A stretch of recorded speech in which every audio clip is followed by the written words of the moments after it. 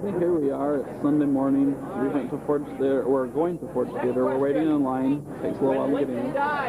There's the entrance right there. 17th President of the United States.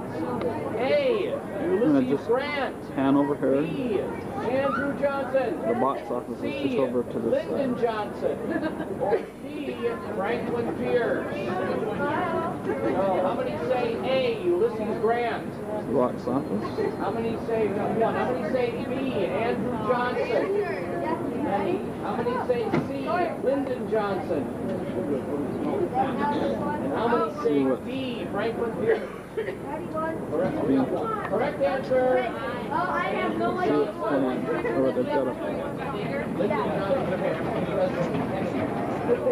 No, actually, I had to. All right, next question.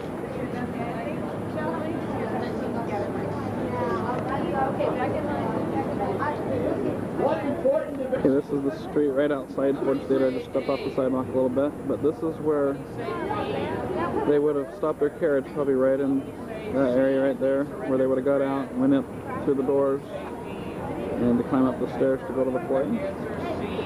Across the street at Petersen house. Give you a shot of it up there. This is where Lincoln was taken after he was shot. He did live for about 9 more hours. He was so tall, though, that when they laid him down, he had to be laid diagonally because he couldn't fit into the bed.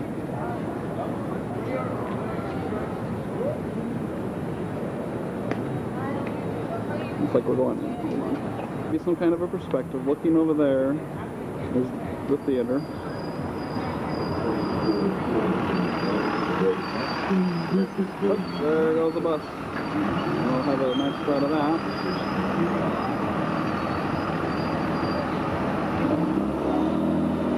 Okay, anyway, there's the box office. The theater entrance when he was shot. He was taken out of the theater, brought across the street, taken to the nearest house. Of course, it's his Petersen house right there. He'd been taken up the stairs, and that's where he died on, I believe it's April 15th, Saturday morning.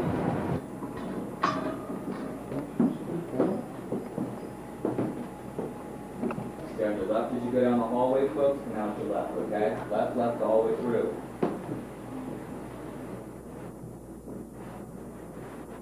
Okay, here we are in the room where he actually died. The other rooms that I just filmed were waiting rooms where various people waited through the night with him. This is not the actual bed, it's a replica, but this would have been the spot where he was. And he had to be laid diagonally because he was so tall. I think he was 6'4", I'm not positive. He would have died right in here.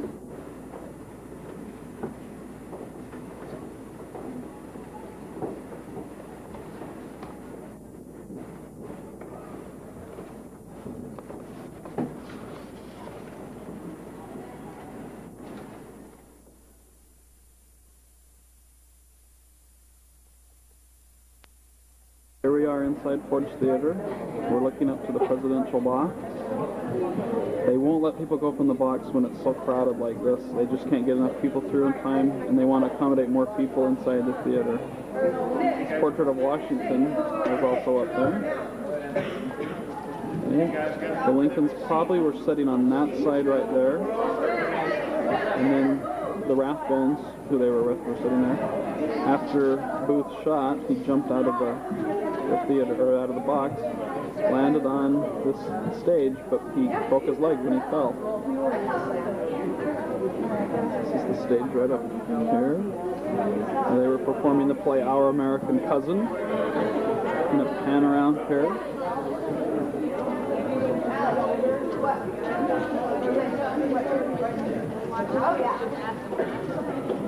Booth probably entered perhaps somewhere up in there. I'm not sure if this is a replica or it's the actual theater. I think they did some stuff to it for a while.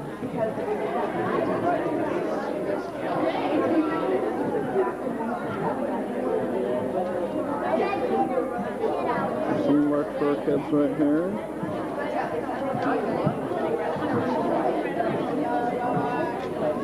Hey Mandy, look. Yeah.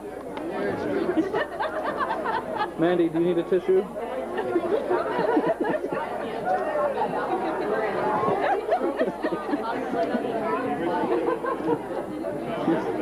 She's on one. Okay. There's some more of it.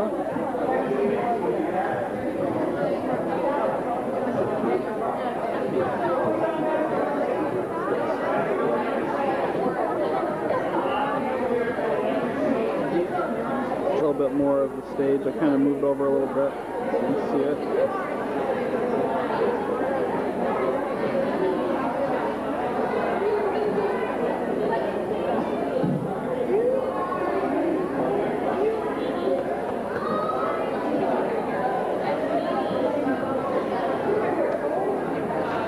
Orchestra pit down here.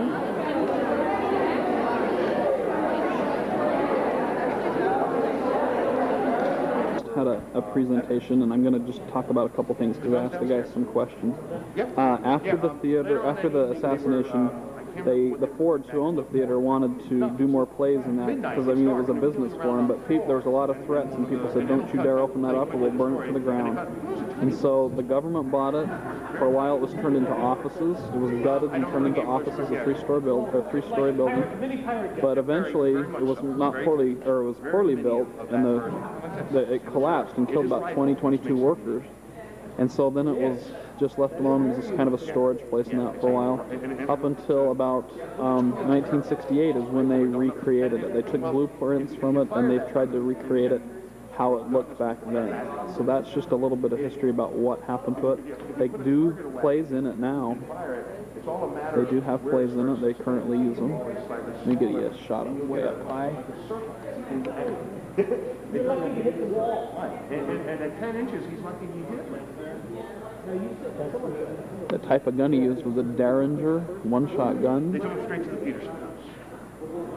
Yeah. And the people who were sitting next to the President and Mrs. Lincoln was a Major Rathbone and his fiancée, Sarah, I think it was Curtis, or no, I can't remember her last name. They didn't know where they were going when they took them. As soon as they stepped outside. Somewhere other than the theater. Other than the floor. Right. They just wanted to find a bed for him. Note on the presidential portrait up here. Thank you so much. Sure. That was the first, when Lincoln was killed, that was the first night they actually had that up. They really wanted to make the box look presidential, and they didn't really have an official portrait of Lincoln yet. And so they used George Washington's portrait. That's the actual picture that was up there the night he was killed. Museum in the basement. These are some of the artifacts and souvenirs from the assassination. There's a sleeve right here that people, some of them souvenir hunters years later, took part of a sleeve that had blood on it and took it as souvenirs. That's kind of gross. That's right up there. Over to this side, this is the door that he would have went through. And when I say he, I mean Ruth.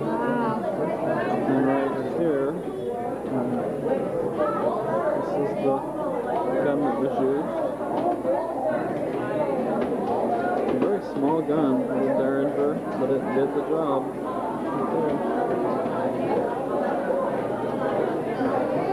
That gun changed American history. I think things wouldn't have been so bad in our country, racial-wise, if he hadn't used that gun. Lincoln was going to try to be nice and let the South back in rather gently.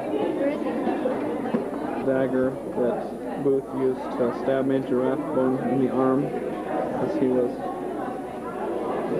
escaping.